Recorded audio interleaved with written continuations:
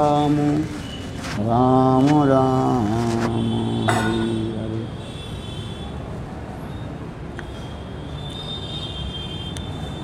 सर्वप्रथम मेरे गुरुपाद पद्म नित्यलीला प्रविष्टं विष्णुपाद अष्टोत्तर शतमाद भक्ति वेदांत श्रील वामन गोस्वामी महाराज एवं नित्यलीला प्रविष्ट ओं विष्णुपाद अष्टोत्तर शतमाद भक्ति वेदांत श्रील नारायण गोस्वामी महाराज के अभय चरण कमलों में अनंत कोटि साष्टांग दंडवत ज्ञापन करता हूँ। तत्पश्चात नित्यलीला प्रविष्टं विष्णुपाद अष्टोत्तर शतमाद भक्ति वेदांत स्वामी महाराज श्री गौरकुंद गोस्वामी भक्ति रख श्रीधर भक्तों पुरी गोस्वामी महाराज भक्त श्रील माधव गोस्वामी नरसिंह महाराज एवं समस्त वैष्णवी चरण कमलों में मेरा यथायथ दंडवत प्रणाम स्वीकार हो। हम लोग श्री मनोशिक्षा के नवम श्लोक अध्ययन कर रहे हैं। श्लोक नंबर 9। वो आती नहीं, वो जयश्री नहीं आती है। वो कहाँ चली गई? वो जयश्री जो थी कजाकिस्तान,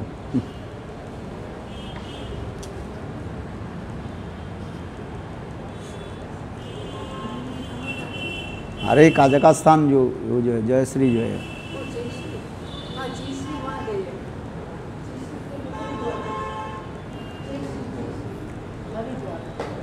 हरिद्वार है,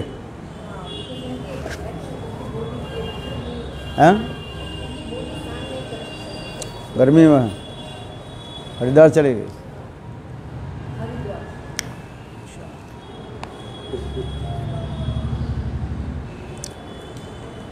नवम श्लोक। मदिशानते ब्रज विपिन चंद्रं ब्रजवनेश्वरी मन्नाथ ते तदतुलं सखिते तु ललितां विशाखां शिक्षालभि वितरण गुरुते प्रिय सरोवरो गिरीन्द्र तत्प्रेक्षा ललित रति दत्ते स्मरः मनः।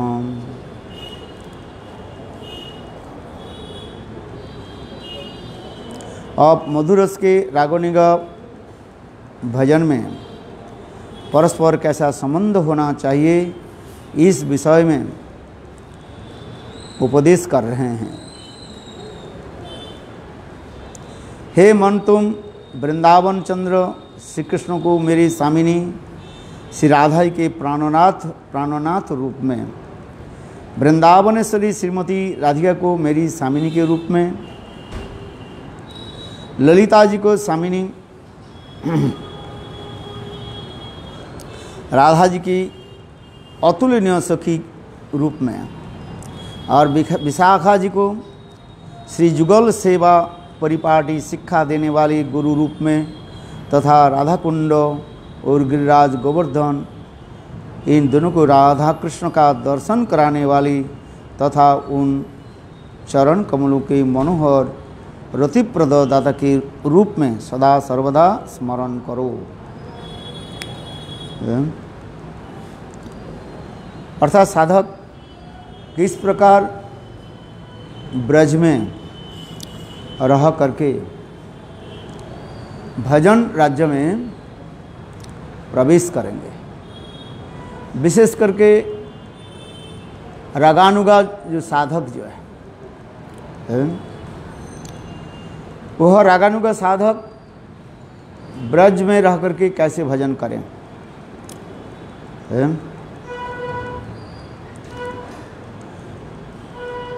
इसलिए कह रहे हैं पहले मदिशा नाथत्ते, मद ईसा, मदिशा ईसा माने मेरी स्वामिनी ईश्वरी, उनके प्राण प्रियतम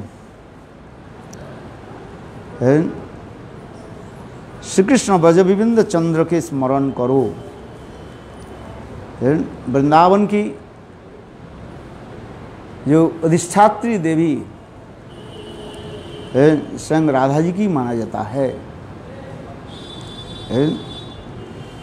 ये वृंदावन की धाम को जो है अधिष्ठात्री देवी स्वयं श्रीमती राधिका, और उन्होंने ये वृंदावन धाम को प्रतिपालित करने के लिए, पालन करने के लिए वृंदा देवी को दे दिया। समझ में आया? किंतु वास्तव रूप में वृंदावन की अधीश्वरी श्रीमती राधिका मेरी स्वामिनी के रूप में सब समय उनके स्मरण करो। है इसलिए कहते राधा मेरी स्वामिनी, मैं राधिन को दास, जन्म जन्म मोहि दियो वृंदावन को वास। इसलिए ब्रजवासी लोग हिंदी कीर्तन में कहते हैं राधा मेरी स्वामिनी, श्रीमती राधिका वो मेरी स्वामिनी है। स्वामिनी किसको कहा जाता है? स्वामी माने कर्ता। स्वामिनी स्त्रीलिंग में स्वामिनी हो गया। लिंग आता है? लिंग कितने प्रकार के है बताओ? लिंग कितने प्रकार के है? 4 प्रकार के लिंग है। कौन कौन बताओ? स्त्रीलिंग, पुंगलिंग और उभयलिंग। उभयलिंग एक कहते हैं ना, न्यूट्रा जेंडर जिसे कहा जाता है। और एक क्या है? याद नहीं। 3 तो लिंग ही होता है, 4 कहाँ से आ जाए?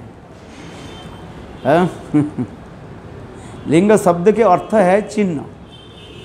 जिस चिन्ह के द्वारा हम स्त्री और पुरुष विभाजन कर सकते हैं उसके कहा जाता है लिंग कहा जाता है।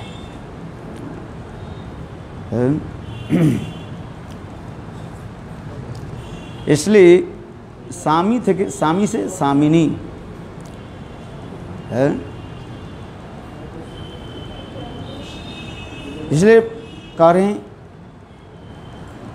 मदीसा नाथत्ते, मद ईसा मेरी स्वामिनी। उनके नाथ कौन है? प्रिय। ब्रज विपिन चंद्र है। ब्रज में जो क्रीड़ा करने वाले है वह ब्रज विपिन चंद्र, उनके साथ हमारे कैसे संबंध हो। इसलिए कहता है ब्रज विपिन चंद्र का स्मरण करो।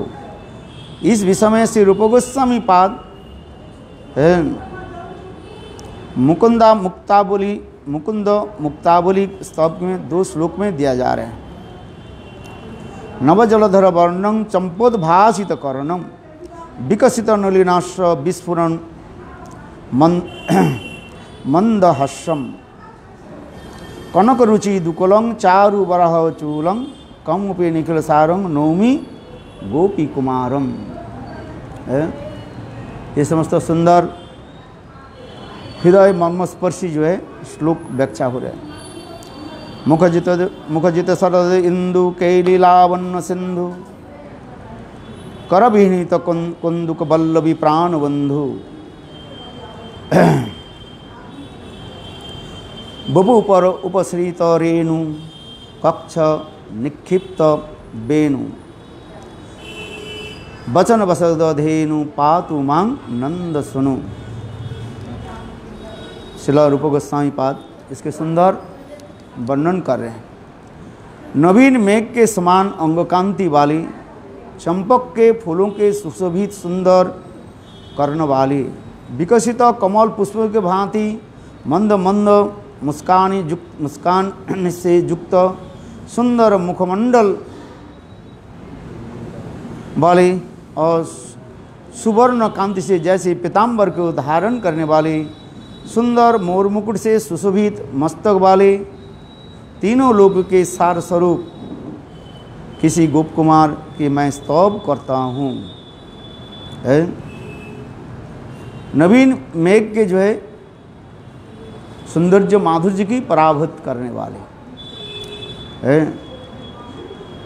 जब बरसात के समय नवीन मेघ माने बादल क्लाउड है, इतने सुंदर रूप धारण करते हैं। बोले कृष्ण की अंग कांति के कैसी तुलना दे रहे हैं? नवीन मेघ के अंग कांति के भी पराभूत करने वाले है। चंपों के फूलों के सुशोभित सुंदर कर्ण वाले, जिनके कानों में जो है सुंदर चंपक पुष्पों के द्वारा सुशोभित हो रहे हैं। विकसित कमल पुष्प की भांति मंद मंद मुस्कान से युक्त मुखमंडल, अहो इतने सुंदर मुखमंडल है, ये विकसित कमल पुष्प की भांति है। स्वर्ण कांति जैसे पीताम्बर के धारण करने वाले, कृष्ण पीताम्बर धारण करते हैं। सुंदर मोर मुकुट से सुशोभित मस्तक वाले है। और तीनों लोगों के सार स्वरूप नौमी गोप कुमार स्तव करता हूँ। ब्रजवासियों की व ब्रजदेवियों की कृष्ण के प्रति इतने प्रति है। कृष्ण के दो चीज़ यदि नहीं देखे ब्रजगोपियाँ उसकी कृष्ण नहीं मानेंगे। दो चीज़ क्या है? एक है मोर पंखा, मोर मुकुट, और दूसरी है हाथ में बंसी है। ये दोनों जो है कृष्ण वृंदावन कृष्ण की जो है ये विशेष वैशिष्ट्य बताया है। मोर मुकुट के विशेष वैशिष्ट्य क्या है? क्यों कृष्ण सदा सर्वदा मोर मुकुट के क्यों धारण करते हैं? कहावत है ये मोर मयूर के साथ संग नहीं करते है, ऐसी कहावत है। जो आनंद से नृत्य करते करते करते उनकी शक्ति खलित होने पर मोर उसके मयूर जो उसको ग्रहण करते हैं और उससे उसकी गर्भधारण होता है। उसी प्रकार कहा जाता है, मोर के कहा जाता है ब्रह्मचारी के रूप में कहा जाता है। क्योंकि कृष्ण के साथ गोपियों के साथ जो लीला है कोई साधारण कामी स्त्री पुरुष के लीला नहीं है, वक्रिया नहीं है। इसलिए आकुमार ब्रह्मचारित्व भी वह दिखा रहे हैं। रासलीला की प्रसंग में कृष्ण जो रास आदि कर रहे हैं इसमें बहुत सुंदर वर्णन किया गया है। अवरुद्ध सौरतः, अपने समस्त शक्ति के जो है उन्होंने धारण करके उन्होंने गोपियों के साथ प्रेम विहार आदि के आज इसलिए कहते हैं अवरुद्ध सौरतः है। सूरत संबंध जो कीड़ा रास में जो जिसको कहा जाता है सूरत संबंध कीड़ा है। कैसे कृष्ण उनके साथ विहार आदि की ना अवरुद्ध सौरतः है। इस विचार दिखाया है। जगत में प्राकृतिक जगत में स्त्री पुरुष में मिलन अधिक समय नहीं होता है, किंतु अपराकृत सिद्ध जगत में राधा गोविंद की जो लीला इसी के कहते हैं अपराकृत है। इसी की कहा जाता है ये प्रेम कीड़ा कहा जाता है, काम कीड़ा नहीं है। कृष्ण गोपियों के साथ जो विहार किया है ये साधारण मनुष्य के लिए कदापि संभव नहीं है। इसलिए कहते हैं कामदेव की भी मूर्छित कर देते हैं, क्योंकि वो समस्त गोपियों की सौंदर्य माधुर्य अतुलनीय कहा जाता है, किसी के साथ तुलना नहीं दे सकते। तो गोपियों की कथा तो बहुत दूर की बात है, वह गोपियों की जो प्रकाश है जो द्वारका में कहा गया, वही राधा जी द्वारका में सत्यभामा के रूप में प्रकट हुई। रुक्मिणी देवी ये चंद्रावली रुक्मिणी के रूप में प्रकट हुई। वही द्वारका की महिषी के इतने रूप माधुर्य सौंदर्य आदि देख करके स्वयं कामदेव भी मूर्छित हो गए। उद्दामो भावो पिसुनो मलबोल्गु हासो विड़ावलोकनम। श्रीमद् भागवत में वर्णन हो रहा है, बोले गोपियों की सौंदर्य माधुर्य की क्या वर्णन करें। वही राधा आदि गोपियों की जो प्रकाश विग्रह जिसको कहा जाता है द्वारका में, उनकी रूप माधुर्य आदि की वर्णन कर रहे हैं। ये उद्दाम भाव पिसुन मलबुल गुहास विड़ावलोकनम, वो समस्त महिषियों के ऐसे सुंदर रूप माधुर्य, समुद्र की लहरियों की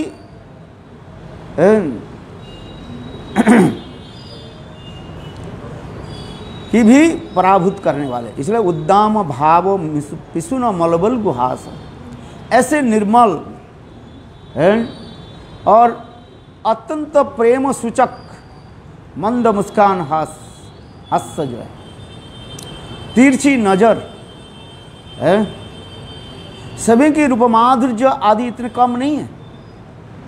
वास्तव में तो वही सब गोपियाँ द्वारका में आकर के प्रकटित हुए है, और कोई नहीं है, सब यही है ये सब। इसलिए कह रहे हैं ये उद्दाम भाव पिसुन मलबल गुहास, इतने सुंदर उनकी जो मंद मुस्कान है, हर्ष है, तो वो कामदेव भी आकर के वहाँ पर क्या हो जाते, मूर्छित हो जाते थे। किंतु ये समस्त द्वारका के महिषी की सौंदर्य माधुर्य लावण्य हास्य आदि विमुथित तस्य न त विमुथित तस्य, कृष्ण के भी हृदय को विमुथित कर नहीं पाया। विमुथित समझे, कृष्ण के हृदय के भी आकर्षित कर नहीं पाया। किंतु देखो वह समस्त महिषी के रूप माधुर्य और उनकी हाव भाव क्रीड़ा आदि देख करके स्वयं कामदेव भी मूर्छित हो गए। तो इसके द्वारा प्रमाण कर रहे हैं इस श्लोक में, श्रीमद् भागवत में कह रहे हैं कि वह महिषी अपेक्षा वह समस्त वृंदावन की जो गोपियाँ कितने सौंदर्य माधुर्य के द्वारा सुशोभित थे है। तो इसलिए ये समस्त जो कहते जा रहे हैं, ये कृष्ण भी उसी प्रकार भी है।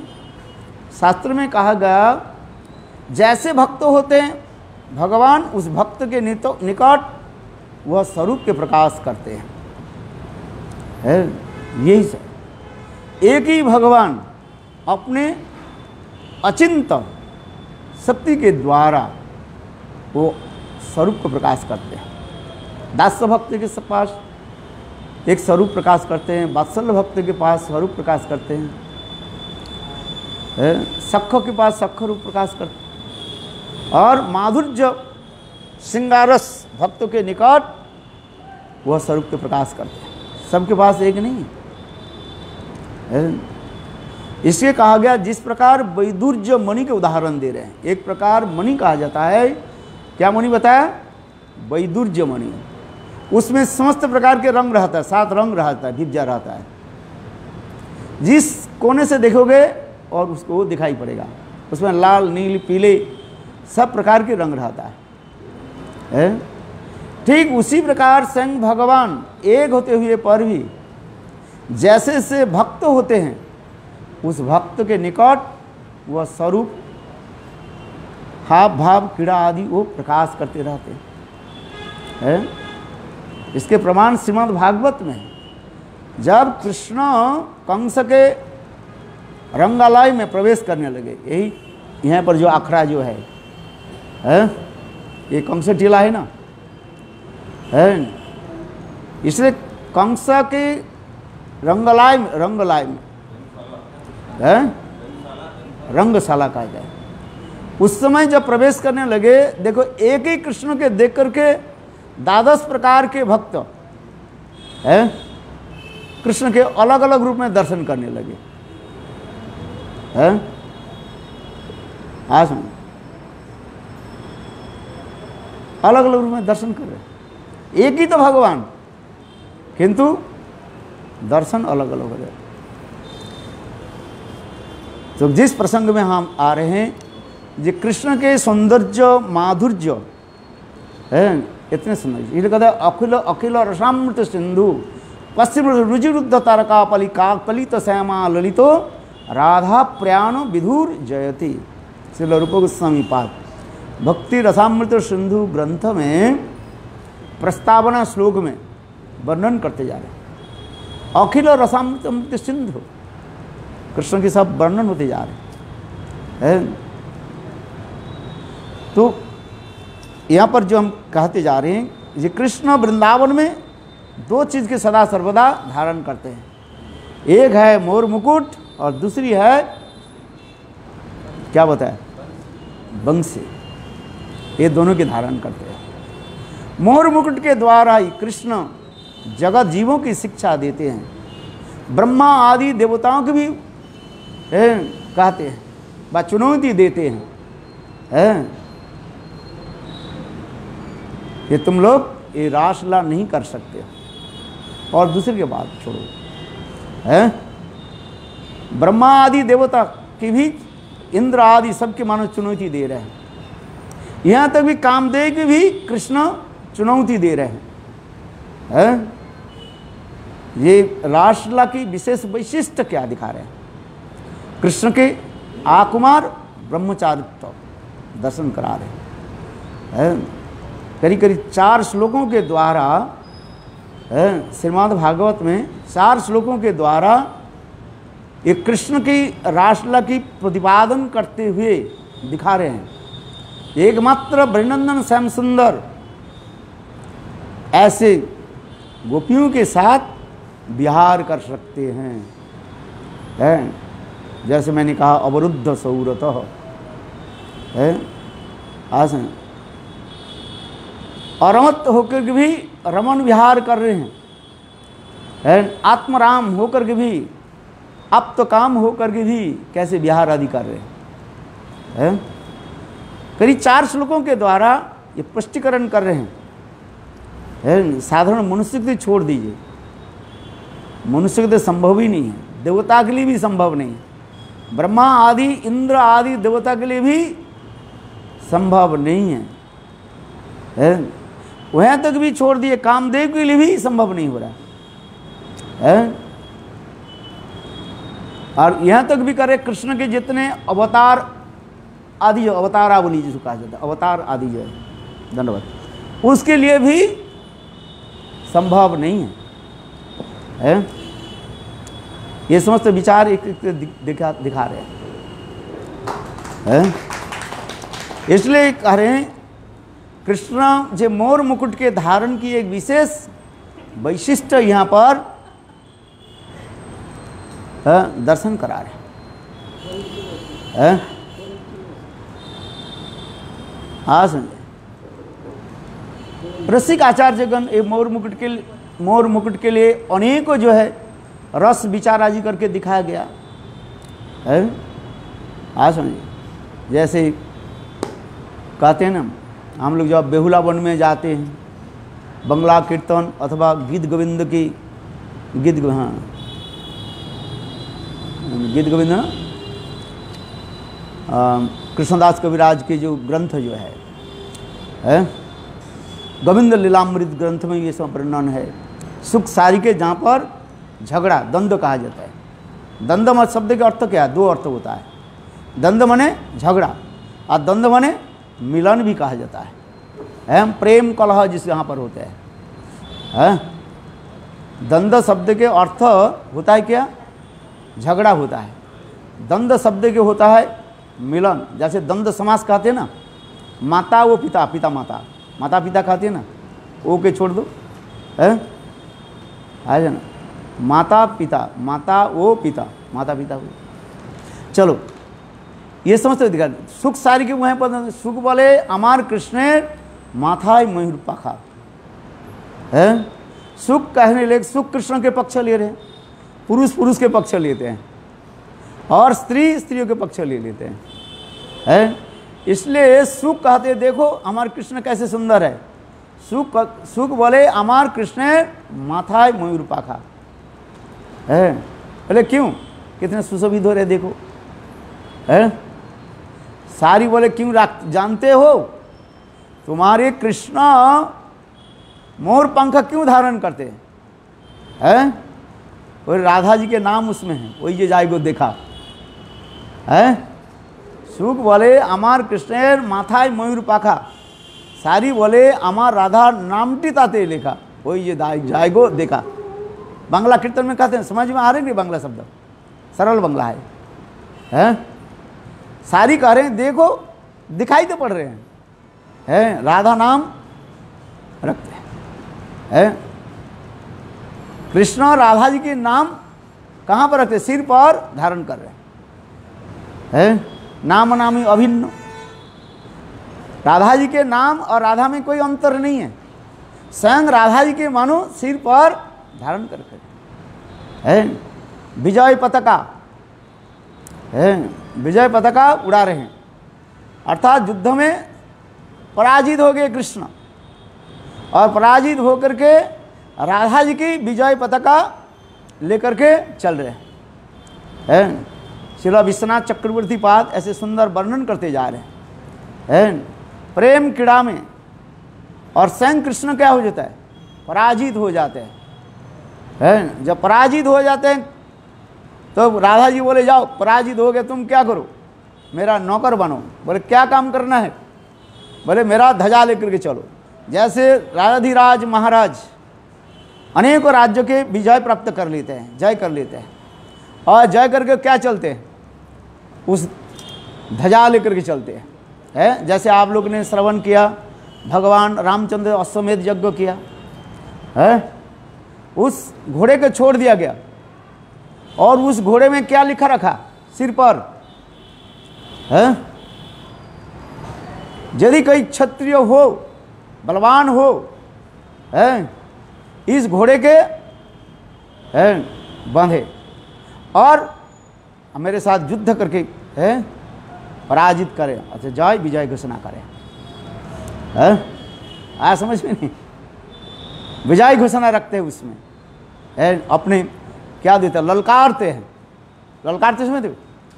ये मेरा वस्तुतः स्वीकार करो, या नहीं तो मेरा सामने अपने को सिर झुकाओ, वस्तुतः स्वीकार करो, 10 कद लिखो। आज कथा प्रसंग बहुत सुंदर है। लव और कुश ने जब उनके पकड़ लिया है, तो अब उसमें बोला तुम लोग इसके पकड़े क्यों हैं? ये खेलने के खिलौना थोड़ी है, बताओ उसके क्यों? बोले हम इसलिए पकड़े करके रखे हैं, इसमें तुम्हारे अहंकार है। ये इस पृथ्वी में तुम एक ही मात्र क्षत्रिय है। देखो लव कुश के भी बोलने की कितना ताकत है। तुम्हारे यहाँ पर क्या है? अहंकार है। ये क्षत्रिय हो है तो इस घोड़े के है अवरुद्ध बने, रुको, ऑलराइट है। लक्ष्मण ने उसको समझा रहे, क्योंकि नहीं तुम्हारी यहाँ पर अहंकार है। लव कुश ने छोटे बाणों के द्वारा क्या कर दिया? सबको धराशायी कर दिया है। तो रामचंद्र आने के पहले और करने दिया, उस समय तो वाल्मीकि आकर के स्तंभित कर दिया। उसे कथा आगे है। मेरे कहने की तात्पर्य है उसी प्रकार हमारी शिला विश्वनाथ चक्रवर्ती पाद ये समस्त सुंदर वर्णन करते जा रहे हैं। ये कृष्ण मयूर पंखा क्यों धारण करके रखे हैं? बोले क्रीड़ा में, प्रेम क्रीड़ा में, काम क्रीड़ा में पराजित हो जाते। जो पराजित जब हो गया तब क्या करो? ये ध्वजा लेकर के चलो, इसको लेकर जो मैं पराजित हो गया सबके पास घूम, अपने पराजय के शिकार करो। इसलिए ये समस्त जो है सुंदर सुंदर इस समस्त कथा वर्णन है। गोविंद लीलामृत ग्रंथ, श्री कृष्ण भावनामृत ग्रंथ में ये समस्त लीलाओं की वर्णन किया गया है। ये कृष्ण क्यों मयूर पंखा क्यों धारण किया? उस मयूर पंखा में क्या रखा है? बोले राधा जी के नाम है। गुरुदेव कहते हैं नाम लिखा है। बोले देखो कहाँ लिखा है, दिखाओ। उसमें तो लिखा है जाई को देखा। देखा माने दिखाई पड़ रहे हैं, किंतु सबको दिखाई नहीं पड़ता है राधा नाम कहाँ है। देखा किसने देखा राधा नाम? उठा हाथ उठाओ। कोई ने देखा राधा नाम है? उन्होंने बोले देखा राधा नाम है। सुख बोले आमार कृष्ण, सुख बोले आमार कृष्णेर माथाय मयूर पाख, सुख बोले आमार राधा नाम टीताते देखा। वही जो दाई को देखा, वही जो दाई को जाय को देखा, उन्हें दिखाई पड़ रहे हैं। मयूर पंखा देखो कैसे सुंदर, अर्थात राधा जी के नाम उसमें है। और जयदेव गोस्वामी पाद गीत गोविंद ग्रंथ में तो और 2 उंगली भी बढ़ा करके भी लिख दिया है। सुंदर इसमें वर्णन है, ये समस्त बहुत निगूढ़ तत्व है ये समस्त। इसलिए करें, मेरे कहने की तात्पर्य है, वृंदावन में जो ब्रजनंदन श्याम सुंदर कृष्ण राधा कांत गोपी विशिष्ट दिखा रहे हैं। ये कृष्ण किस प्रकार राधा जी के निकट अपने को पराजय स्वीकार कर रहे हैं। और दूसरी क्या रखते हैं? बंसी रखते हैं। बंसी के कारण क्या रखते हैं? कृष्ण जब वृंदावन छोड़ करके मथुरा द्वारका में गए, ये दोनों चीज को लेकर के नहीं गए। आजकल तो कुरुक्षेत्र के कृष्ण भी उसमें भी मोर पंखा लगा देते हैं। बंसी लगा दिए तो अच्छा ही रहता, और भी होता मोर पंखा लगा देते लोग, ये अपसिद्धांत कर देते। इसलिए गुरुदेव कहते थे कृष्ण एकमात्र ब्रजनंदन श्याम सुंदर ब्रज के कृष्ण ही 2 चीज धारण करते हैं, एक मयूर पंखा और दूसरी क्या है? बंसी। ये दोनों ही यहाँ पर रहता है। बंसी के द्वारा सबके वशीभूत करते हैं। मान भंजन करने के लिए बंसी की जरूरत होता है। बंसी की तान छोड़ देते हैं इतने सुंदर। निसम्म गीतम तदनंग वर्धनम ब्रज स्त्रियो। सुखदेव गोस्वामी पाद रासलीला की प्रारंभ में ये श्लोक वर्णन करते जा रहे हैं। निसम्म गीतम तदनंग वर्धनम ब्रज स्त्रियो। देखो कृष्ण के बंशीध्वनि सुनते ही ब्रज गोपी के हृदय में ऐसे प्रेम की उद्दाम भाव प्रकट हो गया। समस्त ब्रज गोपियां अपने अपने गृह कार्य आदि छोड़ करके उन्मादिनी होकर के गोविंद के साथ मिलने के लिए चल पड़ी। अलक्षित उद्यमा, देखो सारे गोपियां, हजारों हजार गोपियां सब दौड़ रही है। बंसी में क्या था? वो केवल एक ही तो शब्द था, क्लीम शब्द था, जगु कलम मम दिशा मनोहरम है। किंतु हर गोपियां क्या सुन रही है? ये कृष्ण केवल ही मुझे बुला रही है। ललिता सोच रही है, राधा सोच रही है, सभी सखियां सोच रही है कृष्ण केवल ही मुझे बुला रही है, बस। इसलिए कहता है अलक्षित उद्यमा। एक गोपी दूसरे गोपी के देख नहीं पा रहे हैं, साइड बाई साइड है। एक साथ में सब गोपियां जा रही है, हजार हजार गोपी है, एक थोड़ी गोपी है। और एक दूसरे के साथ चलते जा रहे हैं, किंतु कोई किसी को देख नहीं पा रहे। क्यों? उनके चित्त मन गोविंद अपरहिता, गोविंद की द्वारा उनकी चित्त क्या हो गया? अपरहित हो गया, मन तो गोविंद में लग गया है। और कुछ दिखाई नहीं पड़ते, एकमात्र गोविंद की दर्शन, गोविंद के साथ मिलन की प्रबल उत्कंठा दिखा रहे हैं। तो इसलिए ये श्लोक में वर्णन होते जा रहे हैं, जहां पर कृष्ण विराजमान है, सुंदर रूप धारण करके त्रिभंग ललित के विराजमान है। तो ये समस्त गोपियां चलती जा रही हैं, झुंड के झुंड ऐसे चलते जा रहे, कोई किसी को देख नहीं पा रहे हैं। सब गोपियां वहीं पर पहुंच गए हैं। ये समस्त वर्णन कभी कभी ये सब वर्णन करते हैं, है ना। ये कैसे कैसे वो समस्त गोपियां गृह कार्य आदि त्याग देकर कैसे चले। सुखदेव गोस्वामी पाद भी सामान्य 2-3 श्लोकों के द्वारा, कुछ श्लोकों के द्वारा भी वर्णन किया।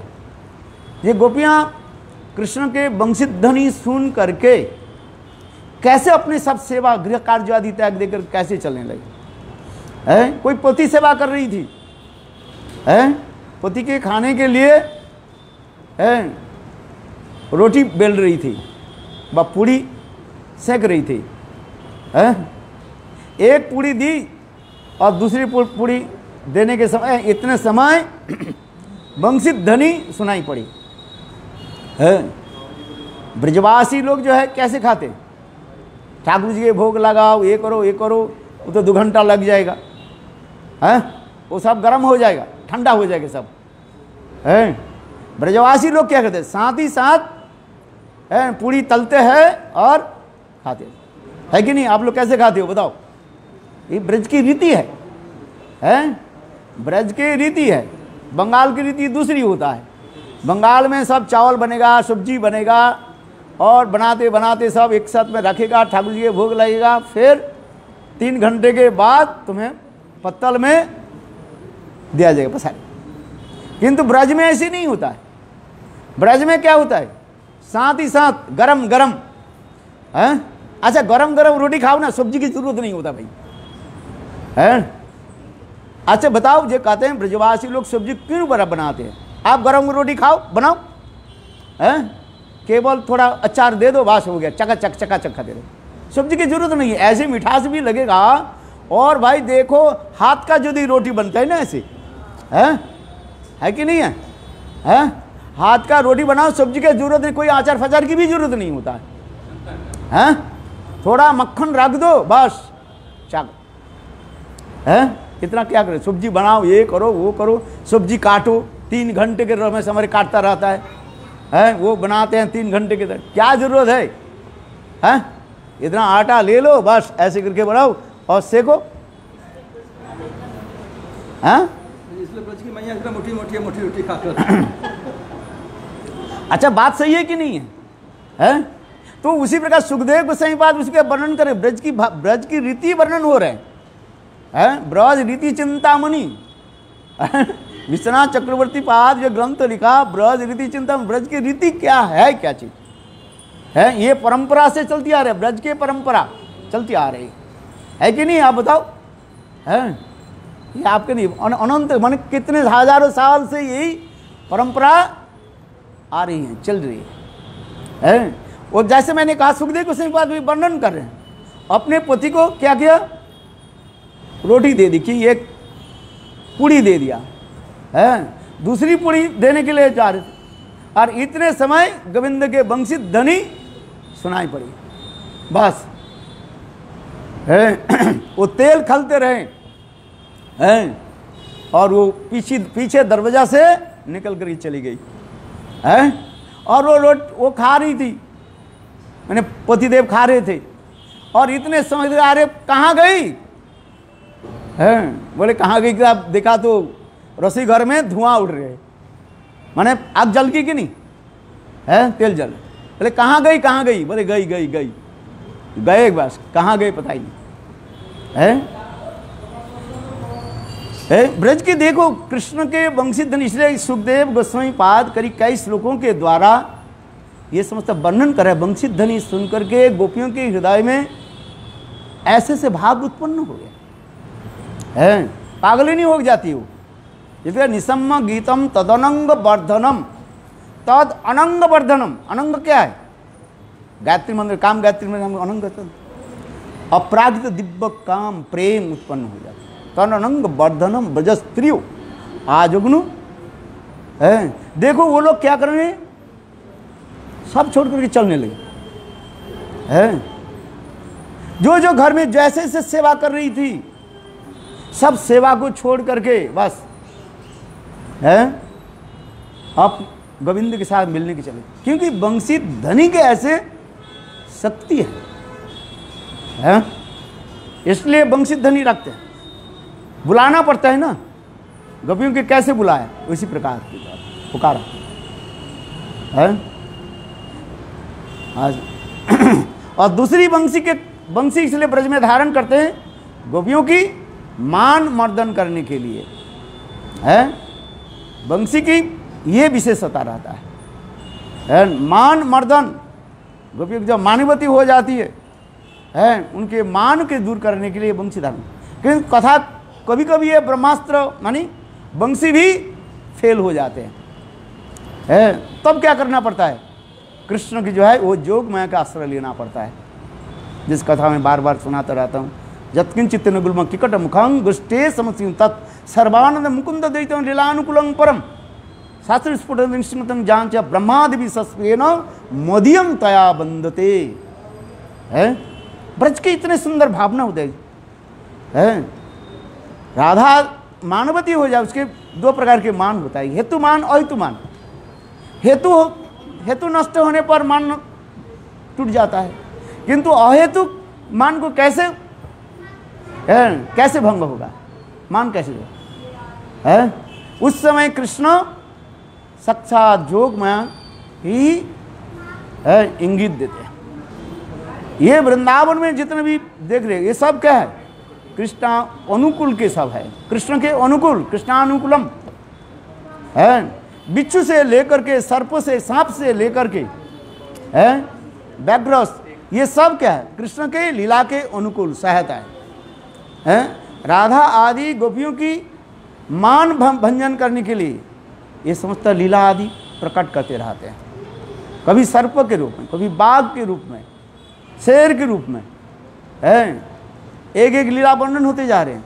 हमारे श्री रघुनाथ दास गोस्वामी अपने ग्रंथ में सब वर्णन कर दिया है। इसलिए कहते हैं यत्किंचित् तिनगुल्म किकट मुखम गोष्ठे समसी तत् सर्वानंद मुकुंद लीलानुकूलम है। समस्त जीवों के जो मुक्ति देने वाले मुकुंद, और वो समस्त जीव सब क्या करें, कृष्ण की लीला के अनुकूल, प्रतिकूल कोई नहीं है। अपराकृत दिव्य वृंदावन में प्रतिकूलता कोई नहीं है, सब अनुकूल है। कृष्ण लीला के अनुकूल करते जा रहे हैं, प्रतिकूलता यहाँ पर है ही नहीं।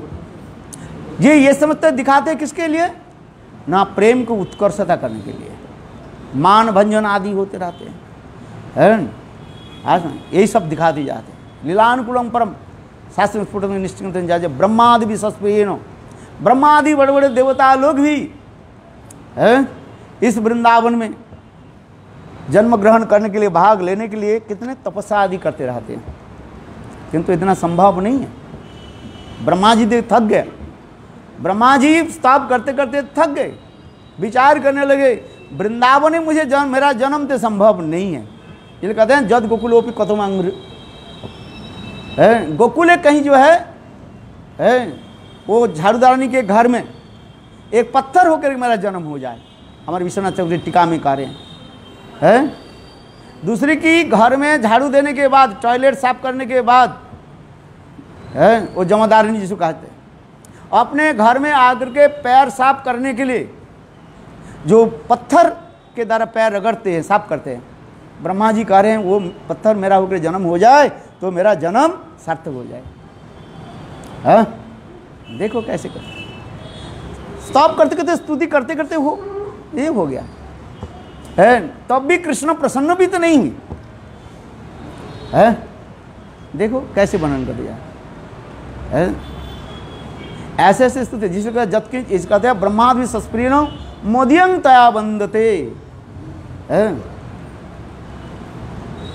इस भाव को प्राप्ति करना, ब्रज की भाव प्राप्ति करना इतना सुदुर्लभ है। महिषी ओपी सुदुर्लभम है।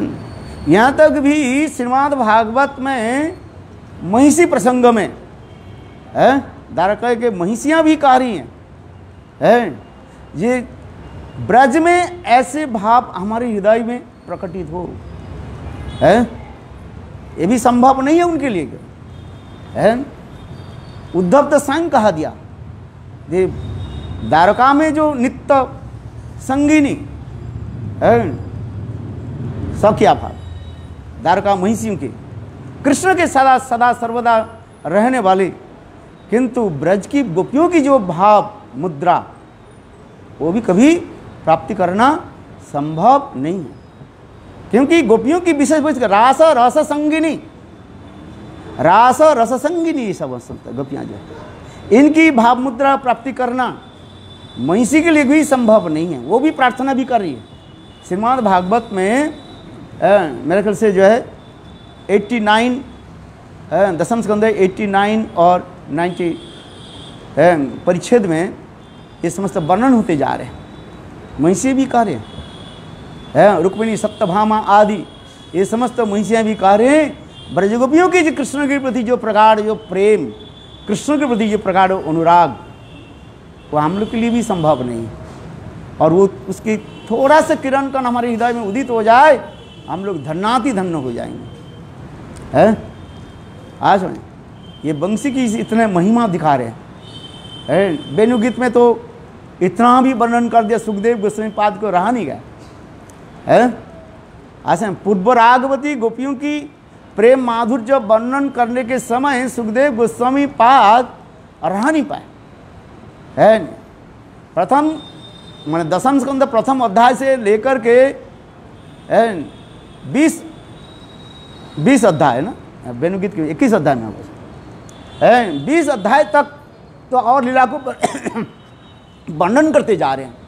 21 अध्याय में जाकर के और रह नहीं पाए हैं। शरद ऋतु के वर्णन करने के पश्चात ही उन्होंने बस सब कुछ छोड़ करके गोपियों की पूर्वराग की डायरेक्ट पूर्वराग की वर्णन कर दिया है। इत्थं शरदंग इस श्लोक के द्वारा वर्णन करते जा रहे हैं। गोपियों के हृदय में वो समस्त कैसे कैसे भाव उत्पन्न है। पूर्वराग, मान, प्रभास, प्रेम, वैचित्य जो है, ये 4 प्रकार के जो है विरह की जो है दिखा रहे हैं। पूर्वराग की दिखा रहे हैं, वेणुगीत में दिखा रहे हैं। मेरे कहने की तात्पर्य यह है कि कृष्ण वृंदावन में वेणु की धारण, बंसी की धारण करने की ये विशेष वैशिष्ट दिखा रहे हैं। बंसी, वेणु और ये समस्त के विभाजन करके दिखाए वैशिष्ट क्या है, क्या है ये सब विचार करके दिखा रहे हैं। स्थल विशेष, समय विशेष में सब वर्णन करते हैं। ये समस्त जो श्रृंगार रस की माधुर्य उत्कर्षता दिखा रहे हैं। इसलिए कह रहे हैं और वृंदावन छोड़ करके जरूरत नहीं होता है। वहाँ पर कृष्ण थोड़ी सी जो है सीरियस हो जाए, सीरियस समझते हो, थोड़ा कठोर हो जाए तो गोपियों वो समस्त महिषियों के मान अपने आप दूर हो जाए है। आज ये समस्त कथा हमारी शिल सनातन गोस्वामी पाद भगवतामृत ग्रंथ और शिल रूप गोस्वामी पाद ललित माधव ग्रंथ आदि में ये सब वर्णन किया गया है। इस नव वृंदावन की कथा वर्णन करते हुए वो समस्त महिषियों के कैसे मान मर्दन किया, कैसे कैसे।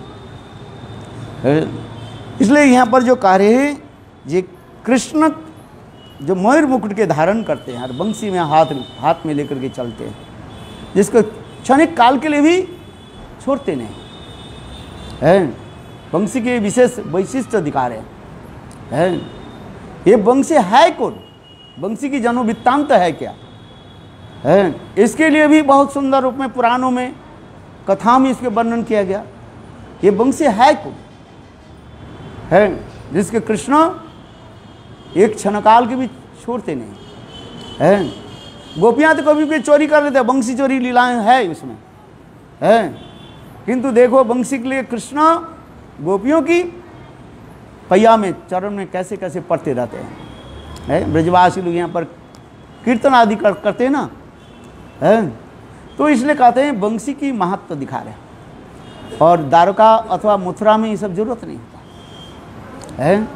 इसलिए श्लोक में हमारे इसलिए रूप गोस्वामी पाद ये वर्णन करना जलधर वर्णम चंपोद्भासित कर्णम विकसित नलिनस विस्फुट मंदहास्यम कनक रुचि दुकूलम चारु बढ़व चूलम कंगपि निखिल सारंग नौमी गोपी कुमारम। कितना सुंदर भाव की अभिव्यक्ति कर रहे हैं। समय हो गया है, आगे जाकर इसको वर्णन करेंगे।